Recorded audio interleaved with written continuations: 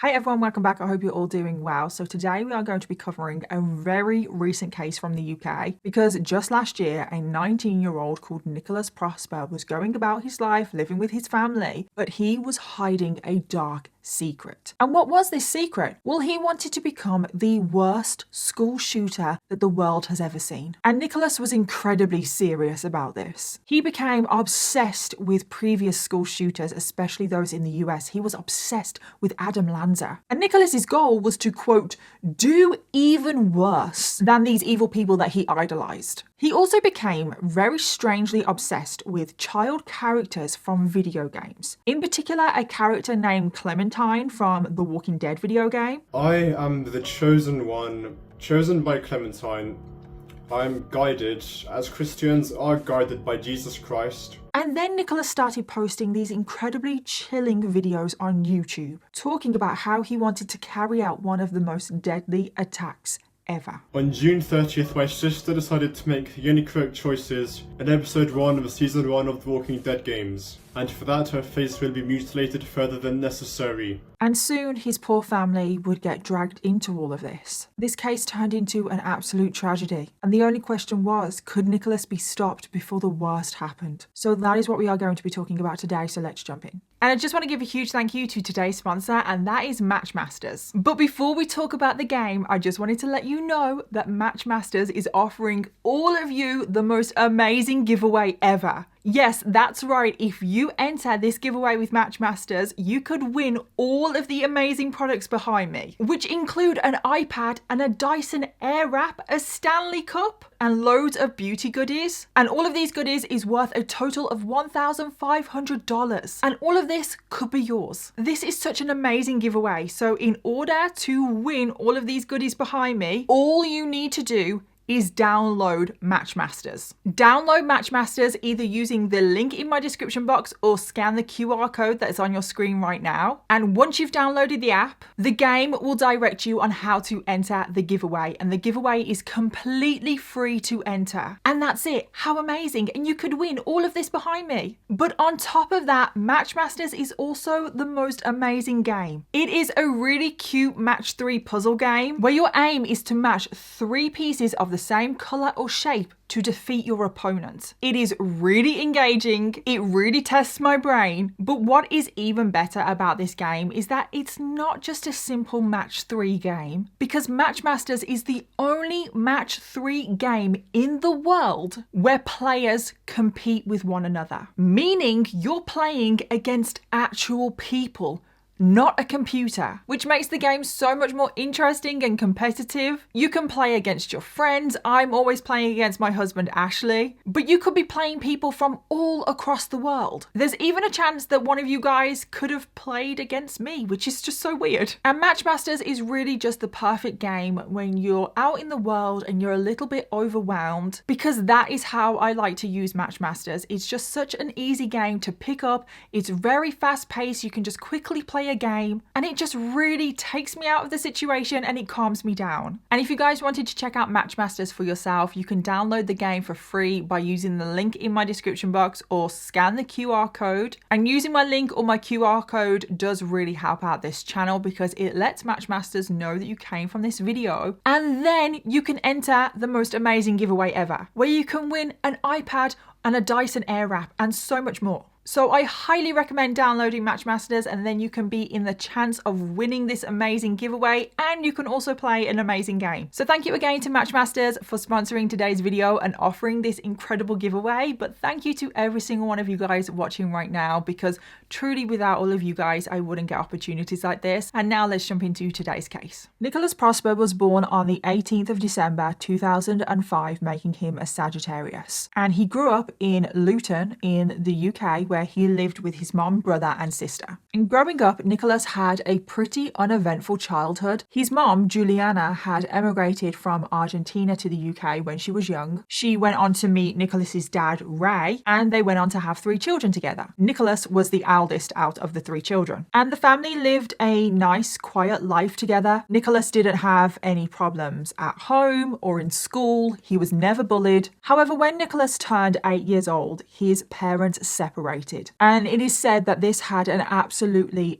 devastating effect on Nicholas. And then by the time Nicholas gets to high school, this is when things just start going even more downhill and wrong for him. Because initially Nicholas had a small group of friends, but as time went on, he started to become more and more isolated from his friends, from pretty much everyone. He started to struggle to interact with others. He preferred being alone. He was described as socially awkward, and he preferred to just lock himself in his bedroom with his iPad. And when his mom started to notice that he was isolating himself from everyone, she wanted to help. She could see that there was something going on or not quite right with her son, and she wanted to help. So she did everything that she could to get him help. She took him to a local children's mental health team, but Nicholas refused to engage with any services, with any help. And it never went any further than that. He never got any more help because he just point blank refused to participate or engage in anything. And then we get to September of 2022. Nicholas is currently 16 years old, and this is when this case really starts to take shape. At this point, Nicholas and his family are living in an 8th floor flat of the Lee Bank building in Luton. So like I said, his mom, Juliana, she emigrated from Argentina when she was young, and she was described as strong, loving, and amazing mother to her children. She worked full-time to support her family. Juliana was also involved in some amazing causes. In her spare time, she was a keen athlete and she enjoyed raising money for charity. She was also a part of a volunteer group that raised money for terminally ill patients. Like, she was just overall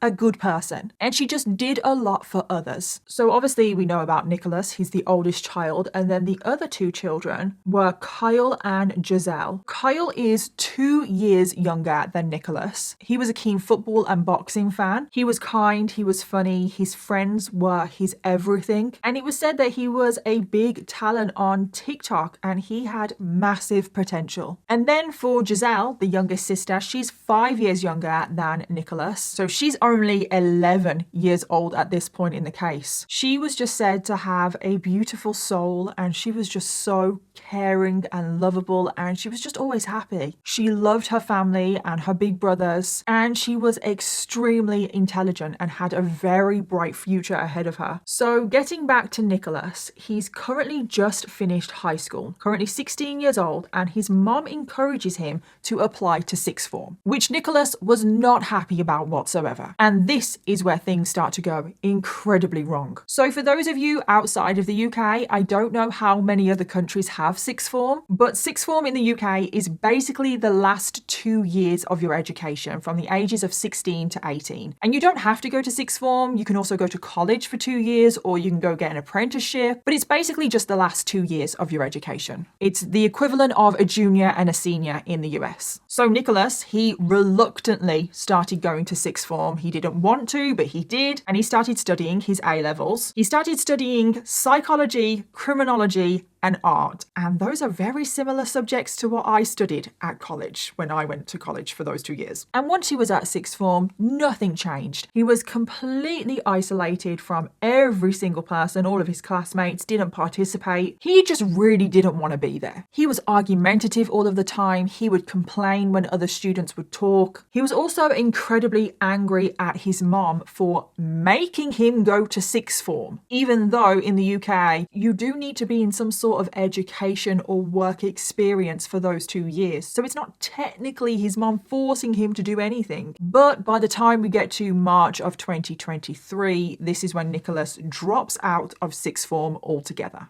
After this, Nicholas did get a job. He was stocking shelves, but he was soon fired. So after he got fired from this job, he never got another job. He never went back into education or anything, and he just retreated into his own little world. So now from the ages of 17 to 18, Nicholas would barely leave his bedroom. And it was not good what he was getting up to in his bedroom. Oh no, because he started visiting a load of shady websites. He gained access to the dark web, and he started to become fascinated with very dark, dangerous, illegal content. He in particular became very interested in crime-related topics. He started doing research on notorious serial killers, mass murderers, sexual predators. However, that's technically what I do, and I'm sure it's what some of you do watching this. However, Nicholas wasn't doing it from a point of curiosity or just wanting to know information. Nicholas started doing it because he idolized these people. He saw that these people were powerful and he started to worship them. That's why he was doing all of this research. But there was one thing in particular that he became truly obsessed with, and that was school shootings. And he discovered his obsession with school shootings when he was on the dark web, when he was researching all of these serial killers and mass murderers. This was his thing, school shootings. So he started researching every single school shooting that has happened anywhere. He became so obsessed with school shootings that he had this big fact file. It literally was like he was doing a dissertation or something on school shooters. And he broke all of this research down into the different school shootings into the different countries. But there was one in particular that really stood out to him. This was his quote, favorite school shooting of all time, which is just really, really sick and twisted to describe a school shooting as your favorite. And the school shooting that he was obsessed with, his favorite was the Sandy Hook Elementary School shooting, because Nicholas idolized 20-year-old Adam Lanza, who was the evil perpetrator that carried out that school shooting. But he didn't just idolize Adam Lanza, he wanted to be just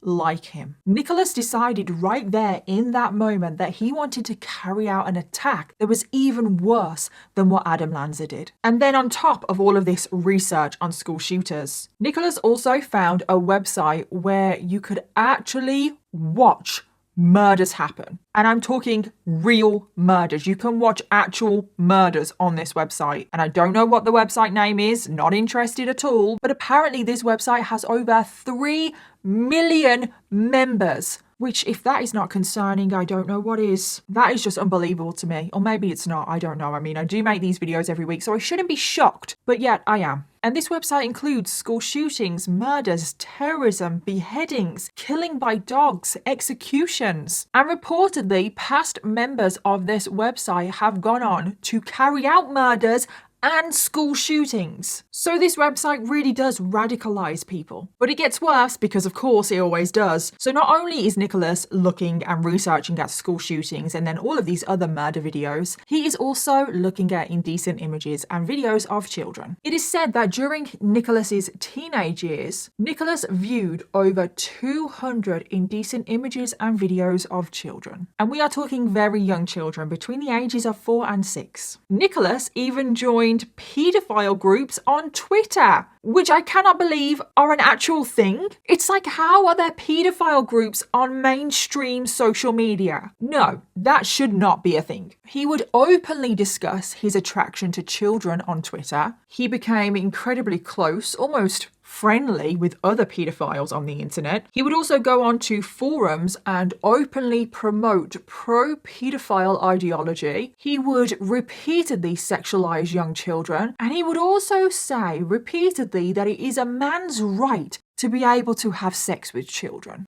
And then this next bit, I'm really sorry because this angers me. He actually made a video where he stated that victims of child sexual abuse should stop complaining. That being exposed to adult genitalia is hardly a bad thing, and that they should just get on with it. I'm pretty sure he actually said that it would be a privilege to experience that as well. And even more chillingly, he actually started to promote the fact that adults should be able to have sex with dead children's bodies. And I'm like, where are you even getting this from? How do people even think like this? Why would that even cross your mind? And Nicholas's posts on all of these forums were so graphic, they were so gory, they were so disgusting that he would actually get blocked from these forums. And the forums that he was joining were pretty extreme forums in themselves. Pretty open on free speech. You can say pretty much whatever you want in these forums, and even they thought that Nicholas was too much, too extreme. So I think that tells you do a lot. But this next bit, oh my God, I cannot believe that Nicholas stooped this low, because his behaviour just keeps getting worse. Because he now develops two very disturbing obsessions, and we know that he is obsessed with the Sandy Hook Elementary School shooting, and he actually became obsessed with one of the victims from that shooting. And this was a girl named Child C. She was only 6 years old. And Nicholas was so obsessed with Girl C that he started to collect so many images of her. And he would use these images to get his sexual kicks. And then this next part is just truly unforgivable. Because Nicholas was so obsessed with Girl C, he started trying to contact Girl C's mom. He would stalk Girl C's mom. He would try and contact her over the phone. He would harass her. And I'm like, oh my God, this is the mother of one of the victims from the Sandy Hook Elementary School shooting. And he is harassing and stalking her because he is so obsessed with her daughter. No, I just cannot with this. No. And then his next disturbing obsession was with a child character from a video game. So obviously this character is fictional, so that's slightly better, but it's still disturbing because this character represents a child. So this fictional character that he was obsessed with was a child, a girl named Clementine from the Walking Dead video game. And she's only a character in the video game. She's not a character from the TV series or the comics. I don't think she's in the comics. I'm not sure about that, but I know she's not in the TV series because I've watched all of that. But oh my God, did Nicholas become obsessed with this child character. He would play the game all of the time and he became sexually attracted to this child character. He would talk about this character, Clementine, all of the time. He would make posts and videos and post them on social media about his love for the character. I also recall a video by Living Echoes on YouTube, Best of Lee and Clementine Definitive Edition. It was a compilation, and he decided to kill Larry in front of Clementine, and then I later learned he decided to kill the St. John's in front of Clementine. And overall, Clementine's content will be preserved, maximized. He said that Clementine was his best friend, that he was a devout follower of hers. He even said in one video, quote, "I am the chosen one, chosen by Clementine. I am guided as Christians are guided by Jesus Christ." I am the chosen one, chosen by Clementine. I am guided as Christians are guided by Jesus Christ. So yeah, he pretty much worships her. But as time went on, Nicholas became even more entrenched in this world that he was living in. He was barely interacting with anyone in the real world. The only people he was talking to were the anonymous people online that shared the troubling views that he did. And we don't know Nicholas's exact state of mind at this point. All we know is that it is said that he had no empathy and that he lacked remorse. And because of this lack of empathy and remorse, Nicholas carried on watching all of this graphic content online, and he didn't feel guilty about it. He was watching so many people being murdered and he didn't care. And the more of this kind of content that Nicholas was watching, the more radicalized he became. And sadly, this is when Nicholas started to plan his very own school shooting. And things from this moment on move incredibly quickly. Because as always, we know Nicholas is a researcher, but he started to put some serious planning and research into what he wanted to be the worst school shooting ever in the world. He thought out every single detail. The first thing that he wanted to decide was what day shall he carry out this school shooting. And he decided on Friday the 13th of September 2024. And he chose Friday the 13th because it, quote,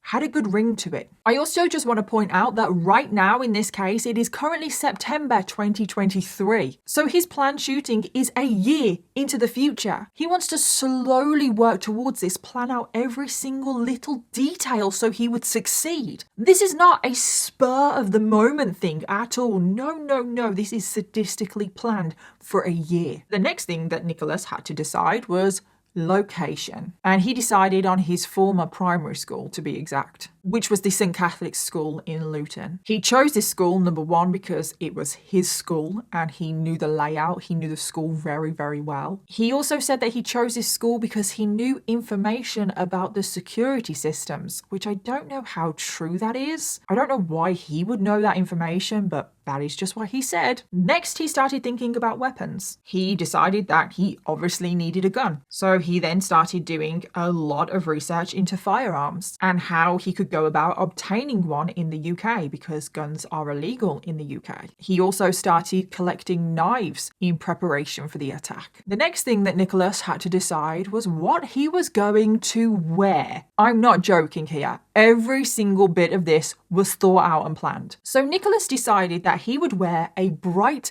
yellow jacket paired with a bright yellow bucket hat and bright yellow shoes. He described this as his uniform, and he chose the color yellow because it's bright and it would stand out, and that is what he wants. He wants infamy. He wanted his picture to be recognizable, what he was wearing. He wanted to make newspaper headlines, and he wanted his yellow hat and yellow jacket on every single front page of every single newspaper. And then he needed to decide how many victims he wanted. And everything was about notoriety for Nicholas. So he wanted at least one more victim than the current deadliest school shooting in recent history, and that would be the Virginia Tech shooting in 2007. So Nicholas wanted at least 34 victims. He also decided that the children that he was targeting, the age range of his victims was going to be between the ages of 4 and 5. So we are talking the youngest children in that primary school. Those are the children that he wanted to target. And then over the next year, things just escalate faster and faster. First, Nicholas joins a gun club in Luton and receives training on how to use a firearm. Next, he did meticulous research on the Manchester bombings, which happened at the Ariana Grande concert in 2017. One of the worst mass murder events the UK has ever seen, which is obviously what he also wants to do. Next, on the 13th of September 2023, which is exactly 1 year before his planned school shooting, Nicholas calls up the primary school that he wants to carry out the school shooting at, and he starts asking the receptionist a load of questions about the students' timetables, clearly so he could plan what time of day he could do his school shooting. And I really hope that the school did not give him any information. I mean, can you imagine a stranger just calling up a primary school asking loads of weird questions about the pupils and about their school timetable? But I don't know, because Nicholas was an ex-student of that primary school, I don't know if he used that angle. So maybe he was able to obtain some of this information, but I just really hope that the school did not tell him anything, because that would be concerning. And then after that phone call, months following it, he continued to do surveillance on the primary school. He would hang around outside of the school gates. He took photos and videos of staff and pupils, so children. He downloaded as much information about the school as he possibly could. He also managed to get hold of diagrams of the school layout. He made detailed notes on everything. He then started posting these incredibly concerning videos of him pretending to use a firearm. He was literally just using a piece of wood as a gun, and he was like walking around, but it's just so chilling. On top of all of this, now this is probably one of the most chilling things that I've seen from this case, is that he wrote a note of the exact plan of the day he wanted to carry out the school shooting, where he wrote, 8:40 a.m, leave house with shotgun in bag, on back, and with 30+ shells. Use mother's bike. Arrive before 9 a.m. at school when children are together for prayer/registration. Climb over 2 gates. Shoot out glass door.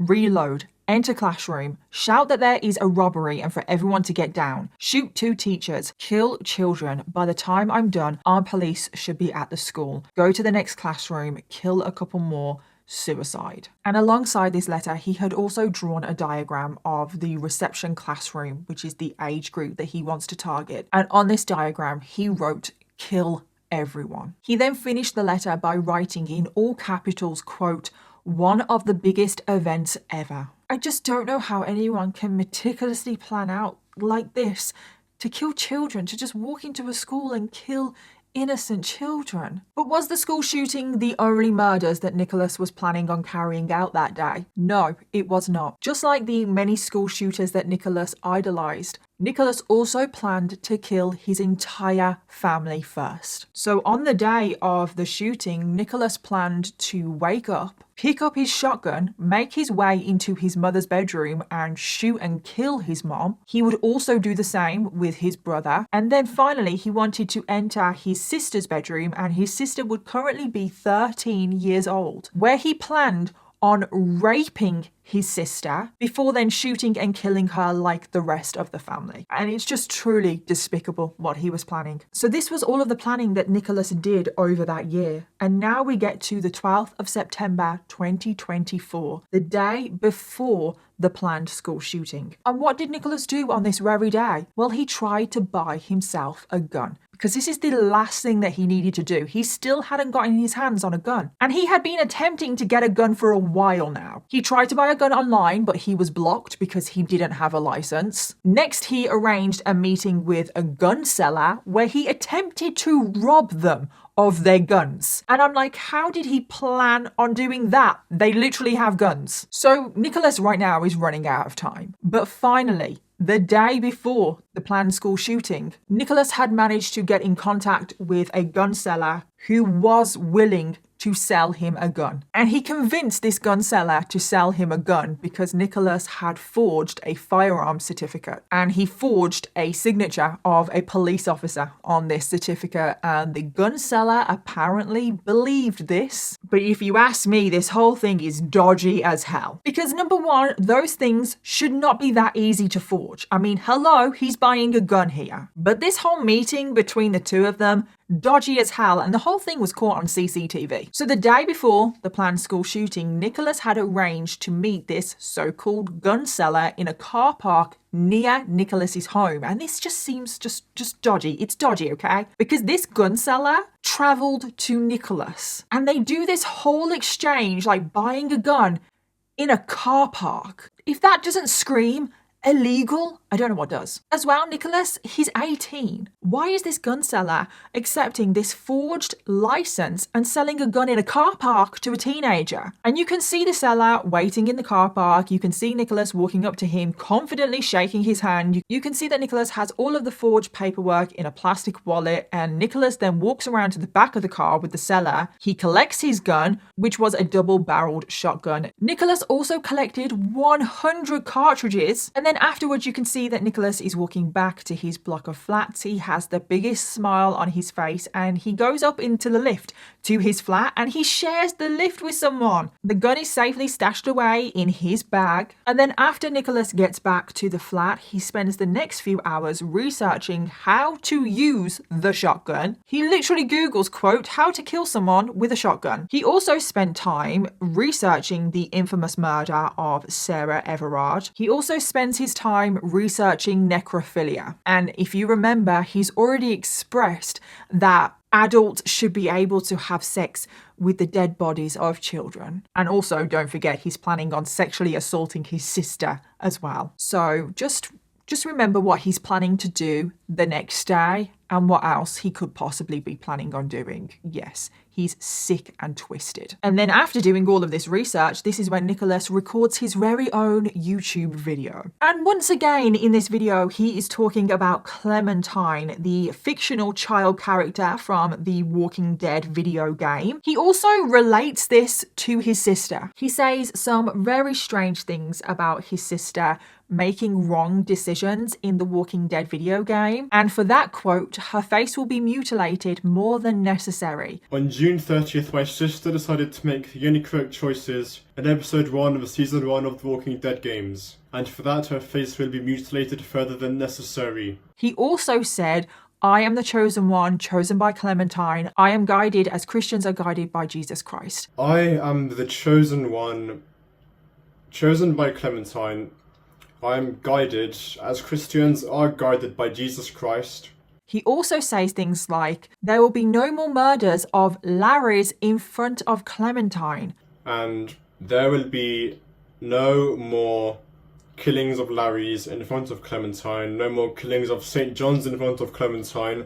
That's the message I want to give out. And I honestly don't know what he's talking about here. Like, I don't know if I'm just really old, but I don't know what he means by a Larry. Like, I don't know. If you know what he's talking about, let me know. So after he finished filming that video, it is now the evening before the planned shooting, and Nicholas decides to stay up the whole night. He is too excited to go to sleep. So from midnight to 4:30 a.m, Nicholas does what he loves the most, and that is researching and watching videos on gruesome murders. He also started watching extreme animated pornography, and we don't quite know what this pornography was. Did it have something to do with his paedophilic tendencies? We just don't know, but I wouldn't be surprised. Nicholas then made various Google searches online. He searched for, quote, shotgun injuries to the neck. What will happen on 13th of September? Do you die if shot in the neck? Does sex with a corpse feel good? Man shoots woman in the head at close range. Woman raped and killed. How lethal are neck shots? And then after making those incredibly disturbing Google searches, he goes back to watching his extreme animated pornography for 30 minutes straight. And this whole thing, watching the pornography, watching the murder videos, doing all of this research and all of the Google searches and everything, he's just getting more and more excited. And this is now where everything will go downhill. Because at around 5 a.m., Nicholas was just overcome with excitement. He couldn't help himself anymore. He was too excited about what he was going to do.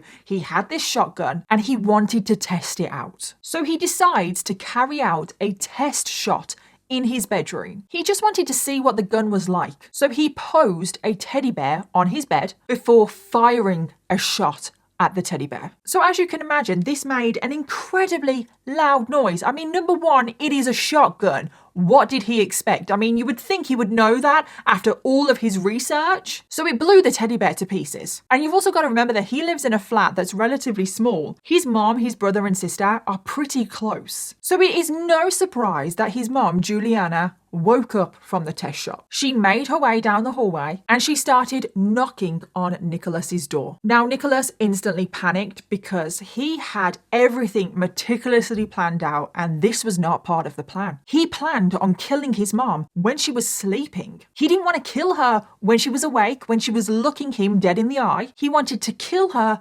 just before the schools opened. But instead, Nicholas is now confronted with the fact that his mom is outside of his bedroom door. And now Nicholas realized that he was going to have to shoot his mom when she is awake. He didn't change his mind or anything like that. He did not hesitate. So this is where Nicholas's plans, his whole meticulous, thought out plan of the day starts to change because he opens his bedroom door. His mom is stood there and he starts attacking his mom with a knife. So a struggle breaks out on the hallway. Nicholas starts swinging the knife at his mom. Juliana is putting her arms up in defense. She receives defensive wounds all over her body, but eventually Nicholas overpowers her. Juliana falls on the floor, and tragically this is when Nicholas pulls out the gun and he shoots his mom in the head at point blank range. And tragically, this is the moment when 48-year-old Juliana Prosper lost her life at the hands of her own son, which is just more than heartbreaking.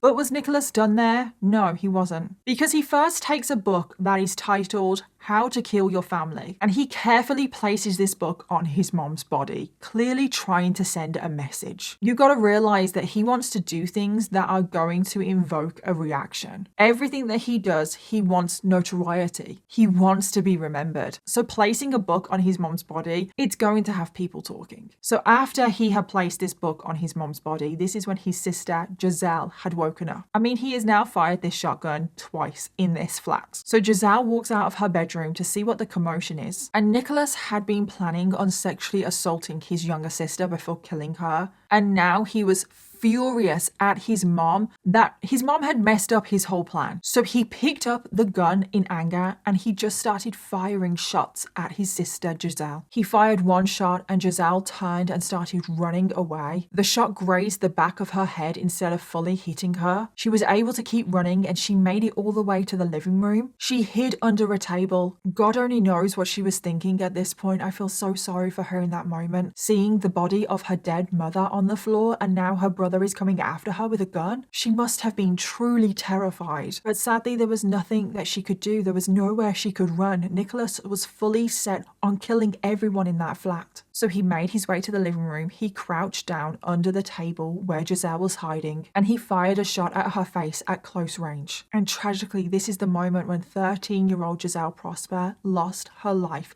at the hands of her brother. And I just really have no words. He fired a shot at her face. And if you remember, he said that he wanted to mutilate his sister's face more than necessary. And he's just done that. But Nicholas is not done because after the commotion of killing his mom and his sister, his 16 16-year-old brother Kyle has now woken up. Kyle must have come across his mom's body in the hallway, so he fled to the kitchen and picked up a knife. He armed himself and he was desperate to defend himself against his brother. And this is when Nicholas made his way to the kitchen. He raised his shotgun and fired a shot at his brother's chest, which hit Kyle, but the gunshot wound did not kill him. Instead, he collapsed to the floor and he was fighting to survive. And this is when Nicholas himself picked up a knife. He crouched down over his brother and he just started stabbing his brother over and over again. Kyle was now fighting for his life. He held his arms and his legs over his torso to protect his organs, but Nicholas was stabbing him everywhere, in the arms, in the legs, in the neck, in the face. Kyle suffered terrible injuries. This was a frantic, very aggressive attack. Nicholas ended up stabbing his younger brother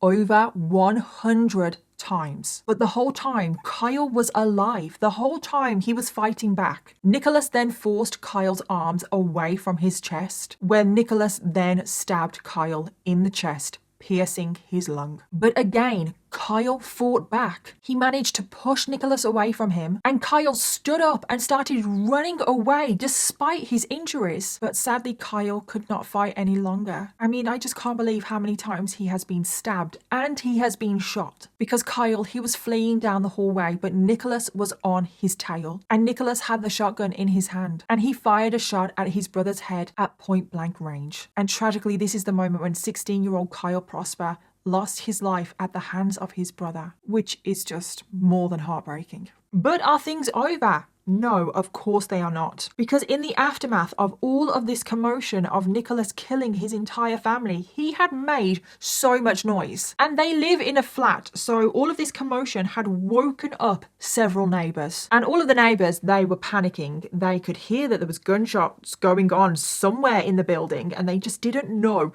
what was happening, were they safe, who was firing the shots. And one neighbour that woke up didn't realise that all of the banging, all of the noise was actually gunshots. So they woke up and went over to the flat where Nicholas and his family lived, and they started banging on the door to complain about the noise. Obviously, they had no idea what they could possibly be walking into. However, the neighbour was outside the door as Nicholas was killing his brother. And this neighbour heard a young boy groaning in pain, which was obviously Kyle. And then they heard a gunshot, which was unmistakably a gun. And this was enough for the neighbour to get straight out of there. They immediately dialed 999. Thankfully, the neighbour safely got away and nothing happened to them. Can you imagine if Nicholas had opened that door and saw the neighbour? He would have shot at them. And after making the 999 call, police were on their way. However, how long does it take the police to arrive at the scene? After multiple gunshots had been heard, it takes the police 20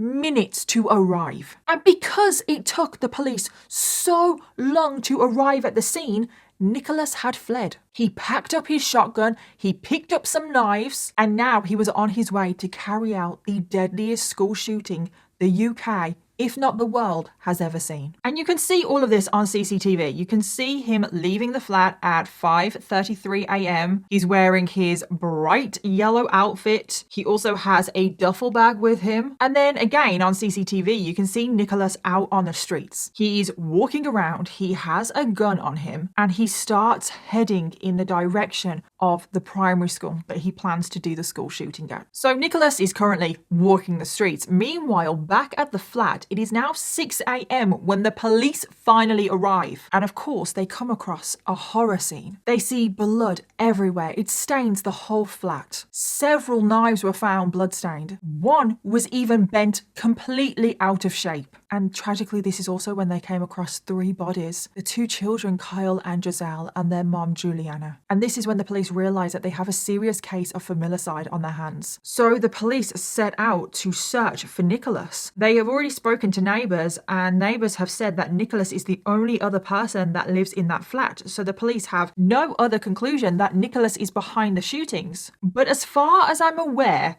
I may be wrong about this, but I did try and find out an answer and I couldn't. But as far as I'm aware, the police at this point do not know that Nicholas is planning a school shooting. I mean, they may do. It's very plausible that they do already know this because of all of the research and everything in his bedroom. But as far as I'm aware, at this point, They did not know. They're obviously just trying to find Nicholas because he's possibly armed, he's dangerous, and he's killed 3 family members. So the police start swarming the local area looking for Nicholas. And right now, it's approximately 6 a.m. The schools don't open for another 3 hours. Because the original plan was to murder his family at around 8:30 a.m., just before the schools open. And then he had enough time to make his way to his old primary school and carry out the shooting. So Nicholas is just walking around aimlessly on the streets, trying to kill 3 hours until the schools are open. However, as he is walking around, he starts to hear police sirens because obviously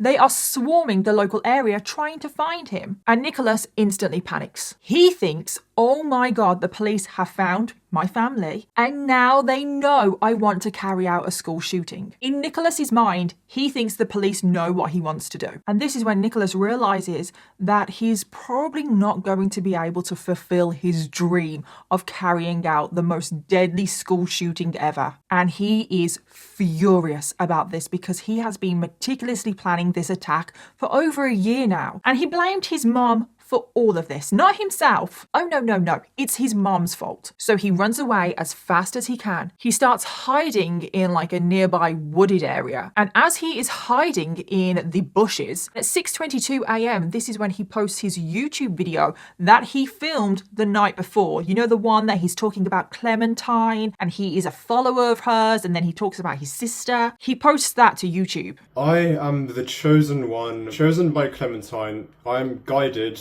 as Christians are guided by Jesus Christ. And then Nicholas just carries on hiding in the bushes for the next 2 hours. And the police the whole time are looking for him. However, as he is hiding, there are police sirens everywhere. And the more he hears these sirens, the more Nicholas starts to panic. And he is thinking that the police know about his plan. The police know that he wants to be a school shooter. And by this time, they probably do. I mean, they have been looking for him now for 2 hours. So Nicholas thinks, because the police know what he's planning to do, all of the schools in the local area are going to be on lockdown, which means that he will never be able to get into a school to carry out his dream. And unbelievably, and I am so thankful for this, which I do not get to say very often in these cases, but after Nicholas was panicking for 2 hours hiding in these bushes, he makes the decision to abandon his plans of a school shooting. He doesn't want to do it anymore. And this is when he makes the decision to surrender. So now Nicholas exits the bushes. He leaves the shotgun and his duffel bag behind and he starts walking down the street looking for a police car. And you can see this again on CCTV. You can see Nicholas walking down the street until eventually a police car with flashing blue lights passes him. And Nicholas just starts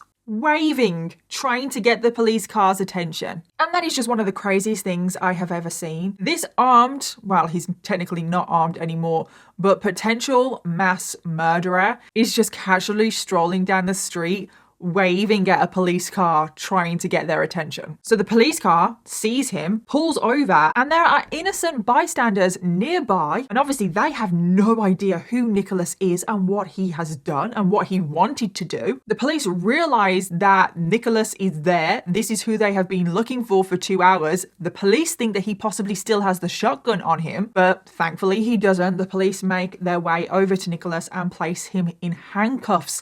Thank God. So Nicholas is taken in for his interview, but to every single question, he just responds, no comment. And you can see footage of this. Police got there and found your mum, your brother and your sister.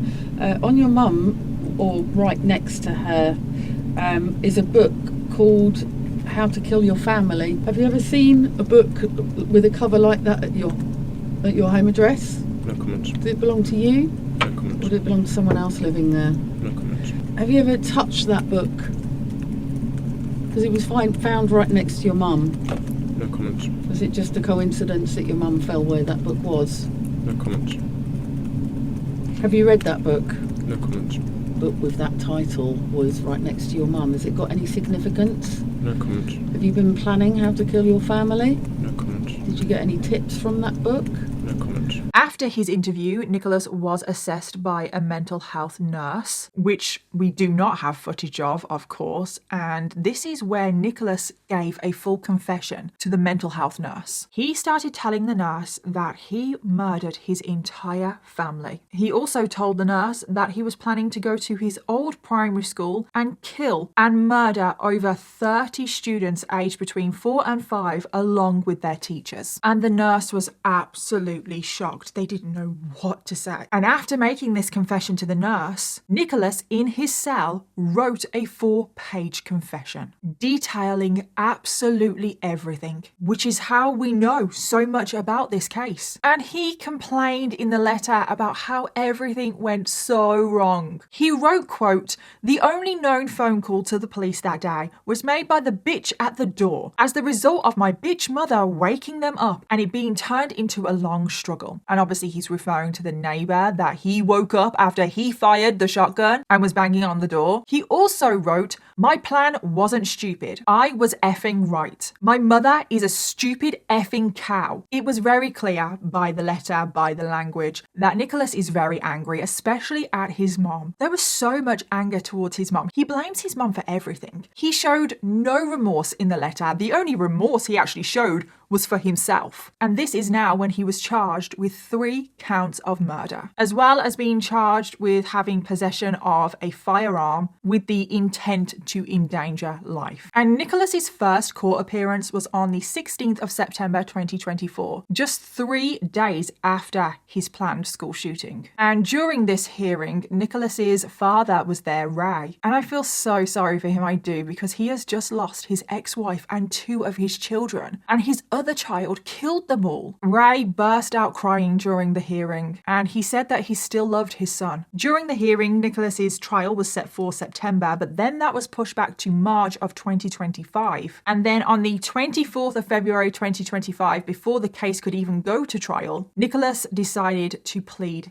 guilty. So all that was left to do was for him to be sentenced. And when it came to his sentencing, Nicholas refused to leave his cell. He had to be forcibly removed. And when he was in court, he just stared at the floor the whole time. Didn't show any remorse or sympathy. The only emotion he showed was anger and regret that his plans were ruined. Nicholas's mental health was also discussed during the sentencing, and a psychiatrist concluded that he had a lack of empathy and he is unable to feel remorse. It was also stated around this time that Nicholas may have been living with an undiagnosed autism spectrum disorder. However, the judge stated that this had no bearing on the sentencing, that it was not a mitigating factor. And the judge actually considered a whole life order for Nicholas. And we discussed whole life orders a couple of weeks ago in the case of Joseph McCann, if you remember. Whole life orders are reserved for the most serious of crimes. And again, like I said in Joseph McCann, this case warrants a whole life order. He killed his whole family and he wanted to commit the worst school shooting the UK, if not the world, has ever seen. You can't get much serious than that. But in the end, because Nicholas was only aged 18 and because of the guilty plea, the judge decided that this case did not meet the threshold for a whole life order. So instead, Nicholas was sentenced to life imprisonment with the possibility of parole after 49 years. And this case is a lot. It could have turned into something so much worse, and it already is a heartbreaking case. This case could have turned into one of the biggest tragedies the UK has ever seen, and it's scary how close Nicholas actually came to carrying out his so-called dreams. Because if he had never fired that test shot of the shotgun in his bedroom, he never would have woken his mum up, and he would have stuck to his plans of killing his family just before the schools opened, and then he would have made his way to his old primary school. And oh my God, I dread to think of what he could have done there, because we all know that he would have killed at least some of those children. And I cannot even imagine what was going through the minds of the parents of the children that attended that primary primary school. Can you imagine finding out that their children were only a few hours away of being a part of this awful plan of Nicholas's? And whilst we can be thankful that that tragedy did not occur, sadly in the process 3 innocent people still lost their lives. This case is still heartbreaking and it's still a tragedy. So I just want to end this video remembering the 3 victims of today's case. Juliana Prosper was described as a strong, loving and amazing person. She got involved in some amazing causes, did loads for charity, but most of all she loved her kids more than anything in the world. She was taken far too soon. She was only 48 years old. Kyle Prosper was described as a kind, funny and charming boy. He loved football and boxing. He loved his friends more than anything. He was creative, thriving online, and he was said to be a big talent with a massive future. He was taken far too soon. He was only 16 years old. Giselle Prosper was described as a beautiful soul and a caring young girl. She was extremely intelligent, had such a bright future ahead of her, but most of all, she loved to laugh. She loved to smile, and she loved her family and her 2 big brothers. She was taken far too soon. She was just 13 years old. And this case is truly heartbreaking. Juliana was such an amazing person. She was an incredible mom. She had 2 beautiful, very talented children that had such a bright future ahead of them. And my heart goes out to the rest of the family and also the parents and the children who were so close to being involved in such a tragedy. So that is the end of today's heartbreaking case. As always, let me know your thoughts, theories and opinions. And don't forget to leave me your case suggestions in the comments down below because I always want to know what you want to hear next. And that is everything from me. So I'll see you in my next video. Bye.